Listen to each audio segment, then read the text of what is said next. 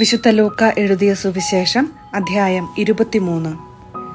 പീലാത്തോസിന്റെ മുൻപിൽ. അനന്തരം അവരുടെ സംഘം ഒന്നാകെ എഴുന്നേറ്റ് അവനെ പീലാത്തോസിന്റെ മുൻപിലേക്ക് കൊണ്ടുപോയി. അവർ അവന്റെ മേൽ കുറ്റം ചുമത്താൻ തുടങ്ങി.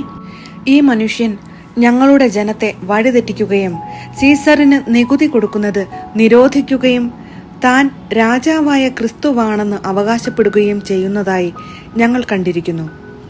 പീലാത്തോസ് അവനോട് ചോദിച്ചു, നീ യഹൂദരുടെ രാജാവാണോ? അവൻ മറുപടി പറഞ്ഞു, നീ തന്നെ പറയുന്നുവല്ലോ.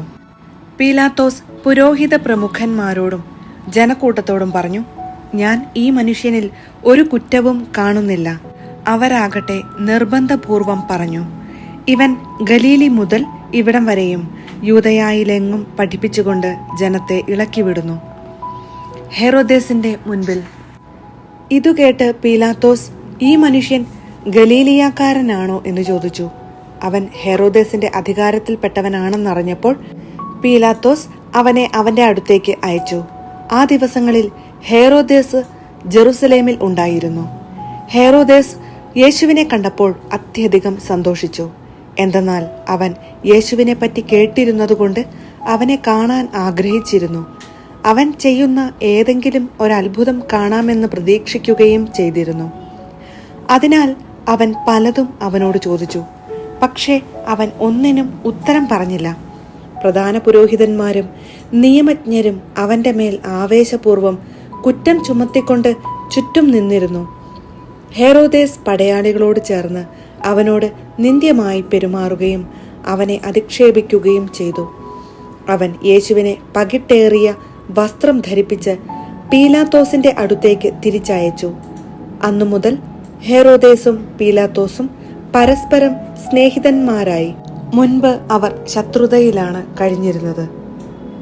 യേശുവിനെ വിധിക്കുന്നു.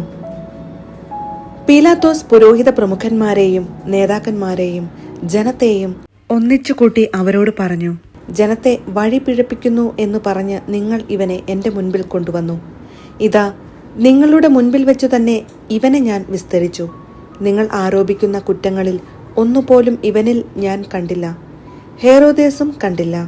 അവൻ ഇവനെ എൻ്റെ അടുത്തേക്ക് തിരിച്ചയച്ചിരിക്കുകയാണല്ലോ. നോക്കൂ, മരണശിക്ഷ അർഹിക്കുന്ന ഒരു കുറ്റവും ഇവൻ ചെയ്തിട്ടില്ല. അതിനാൽ ഞാൻ ഇവനെ ചമ്മട്ടി കൊണ്ട് അടിപ്പിച്ച് വിട്ടയക്കും. അപ്പോൾ അവർ ഏകസ്വരത്തിൽ ആക്രോശിച്ചു, ഇവനെ കൊണ്ടുപോവുക, ബറാബാസിനെ ഞങ്ങൾക്ക് വിട്ടുതരിക. പട്ടണത്തിൽ നടന്ന കലാപത്തിനും കൊലപാതകത്തിനും കാരാഗൃഹത്തിൽ അടയ്ക്കപ്പെട്ടവനാണ് ബറാബാസ്. യേശുവിനെ വിട്ടയക്കണം എന്നാഗ്രഹിച്ചുകൊണ്ട് പീലാത്തോസ് ഒരിക്കൽ കൂടി അവരോട് സംസാരിച്ചു. അവരാകട്ടെ, ക്രൂശിക്കുക, അവനെ ക്രൂശിക്കുക എന്ന് വിളിച്ചു പറഞ്ഞുകൊണ്ടിരുന്നു. പീലാത്തോസ് 3-ാം പ്രാവശ്യവും അവരോട് ചോദിച്ചു, അവൻ എന്തു തിന്മ പ്രവർത്തിച്ചു? വധശിക്ഷ അർഹിക്കുന്ന ഒരു കുറ്റവും ഞാൻ അവനിൽ കണ്ടില്ല. അതുകൊണ്ട് ഞാൻ അവനെ ചമ്മട്ടികൊണ്ട് അടിപ്പിച്ച് വിട്ടയക്കും. അവനെ ക്രൂശിക്കണമെന്ന് അവർ നിർബന്ധപൂർവം ഉച്ചത്തിൽ വിളിച്ചു പറഞ്ഞുകൊണ്ടിരുന്നു. അവസാനം അവരുടെ നിർബന്ധം തന്നെ വിജയിച്ചു. അവർ ആവശ്യപ്പെട്ടത് അനുവദിച്ചു കൊടുക്കുവാൻ പീലാത്തോസ് തീരുമാനിച്ചു. അവർ ആവശ്യപ്പെട്ട മനുഷ്യനെ, കലാപത്തിനും കൊലപാതകത്തിനും കാരാഗൃഹത്തിൽ അടയ്ക്കപ്പെട്ടിരുന്നവനെ അവൻ വിട്ടയക്കുകയും യേശുവിനെ അവരുടെ ഇംഗിതത്തിന് ഏൽപ്പിച്ചു കൊടുക്കുകയും ചെയ്തു. യേശുവിനെ കുരിശിൽ തറയ്ക്കുന്നു.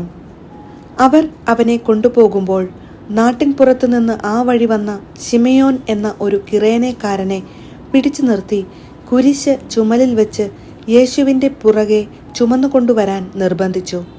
ഒരു വലിയ ജനക്കൂട്ടവും കരയുകയും മുറവിളി കൂട്ടുകയും ചെയ്തിരുന്ന സ്ത്രീകളുടെ സമൂഹവും യേശുവിൻ്റെ പിന്നാലെ പോയിരുന്നു.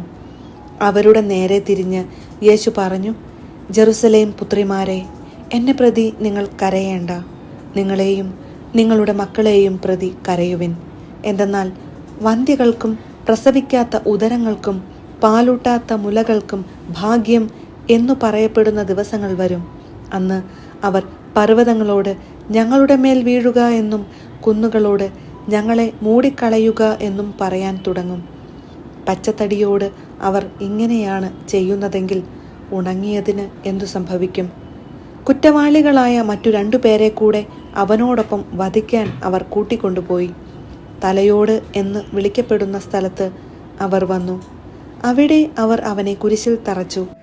ആ കുറ്റവാളികളെയും ഒരുവനെ അവൻ്റെ വലത്തുവശത്തും ഇതരനെ ഇടത്തുവശത്തും ക്രൂശിച്ചു. യേശു പറഞ്ഞു, പിതാവേ, അവരോട് ക്ഷമിക്കണമേ, അവർ ചെയ്യുന്നതെന്തെന്ന് അവർ അറിയുന്നില്ല. അവൻ്റെ വസ്ത്രങ്ങൾ ഭാഗിച്ചെടുക്കാൻ അവർ കുറിയിട്ടു.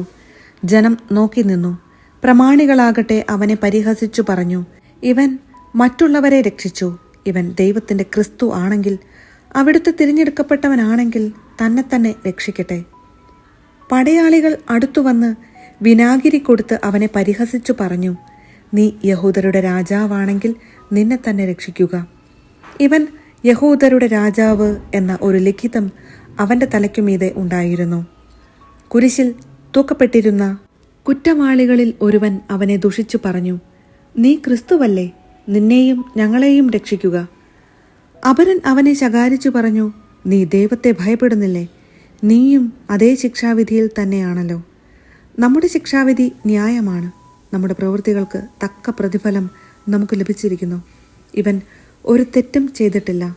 അവൻ തുടർന്നു, യേശുവേ, നീ നിന്റെ രാജ്യത്ത് പ്രവേശിക്കുമ്പോൾ എന്നെയും ഓർക്കണമേ. യേശു അവനോട് അരുളി ചെയ്തു, സത്യമായി ഞാൻ നിന്നോട് പറയുന്നു, നീ ഇന്ന് എന്നോട് കൂടെ പറുദീസായിൽ ആയിരിക്കും. യേശുവിൻ്റെ മരണം. അപ്പോൾ ഏകദേശം 6-ാം മണിക്കൂറായിരുന്നു. 9-ാം മണിക്കൂർ വരെ ഭൂമി മുഴുവൻ അന്ധകാരം വ്യാപിച്ചു. സൂര്യൻ ഇരുണ്ടു.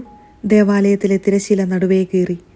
യേശു ഉച്ചത്തിൽ നിലവിളിച്ചു പറഞ്ഞു, പിതാവേ, അങ്ങയുടെ കരങ്ങളിൽ എൻ്റെ ആത്മാവിനെ ഞാൻ സമർപ്പിക്കുന്നു. ഇതു പറഞ്ഞ് അവൻ ജീവൻ വെടിഞ്ഞു. ഈ സംഭവമെല്ലാം കണ്ടുനിന്നിരുന്ന ശതാധിപൻ ദൈവത്തെ സ്തുതിച്ചു പറഞ്ഞു, ഈ മനുഷ്യൻ തീർച്ചയായും നീതിമാനായിരുന്നു. കാഴ്ച കാണാൻ കൂടിയിരുന്ന ജനക്കൂട്ടം ഇതെല്ലാം കണ്ട് മാറത്തടിച്ചുകൊണ്ട് തിരിച്ചുപോയി. അവൻ്റെ പരിചയക്കാരും ഗലീലയിൽ നിന്ന് അവനെ അനുഗമിച്ചിരുന്ന സ്ത്രീകളും അകലെ ഇതെല്ലാം കണ്ടുകൊണ്ട് നിന്നിരുന്നു. യേശുവിനെ സംസ്കരിക്കുന്നു. യഹൂദരുടെ ഒരു പട്ടണമായ അരിമത്തിയായിൽ നിന്നുള്ള ജോസഫ് എന്നൊരുവൻ അവിടെ ഉണ്ടായിരുന്നു. ആലോചനാ സംഘത്തിലെ അംഗമായ അവൻ നല്ലവനും നീതിമാനുമായിരുന്നു. അവൻ അവരുടെ ആലോചനകളിലോ പ്രവൃത്തികളിലോ പങ്കുചേർന്നിരുന്നില്ല. ദൈവരാജ്യം പ്രതീക്ഷിച്ചിരിക്കുകയുമായിരുന്നു. അവൻ പീലാത്തോസിന്റെ അടുത്തെത്തി യേശുവിൻ്റെ ശരീരം ചോദിച്ചു. അവൻ അത് താഴെ ഇറക്കി ഒരു തുണിയിൽ പൊതിഞ്ഞ് പാറയിൽ വെട്ടിയുണ്ടാക്കിയതും ആരെയും അന്നുവരെ സംസ്കരിച്ചിട്ടില്ലാത്തതുമായ ഒരു കല്ലറയിൽ വച്ചു. അന്ന് ഒരുക്കത്തിൻ്റെ ദിവസമായിരുന്നു. സാബത്തിൻ്റെ ആരംഭവുമായിരുന്നു.